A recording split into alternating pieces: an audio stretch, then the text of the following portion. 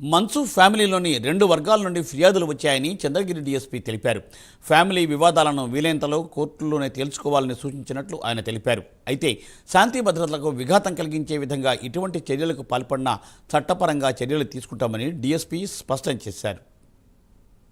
మన్సు మనోజ్ గారు కొంతమంది వాళ్ళ ఫాలోవర్స్ని తీసుకొని వెళ్ళటం జరిగింది.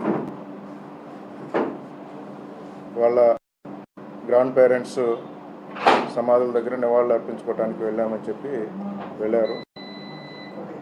ఆ సందర్భంగా కొంత మ్యాటర్స్ పెండింగ్ ఉన్న కారణంగా వాళ్ళ ఎంట్రీస్ రెస్ట్రిక్షన్స్ జరగటం, దాని మీద కంప్లైంట్ చేయటానికి ఉభయులు వాళ్ళ ప్రతినిధులను పంపించడం జరిగింది.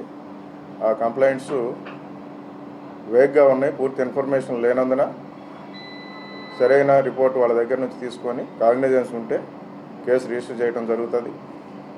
అంతవరకు ఉభయులని లా అండ్ ఆర్డర్కు విఘాతం కలగకుండా వాళ్ళ మ్యాటర్స్ ఏమన్నా పెండింగ్ ఉంటే శాంతియుత వాతావరణంలో కోర్ట్స్లో తేల్చుకోవాల్సిందిగా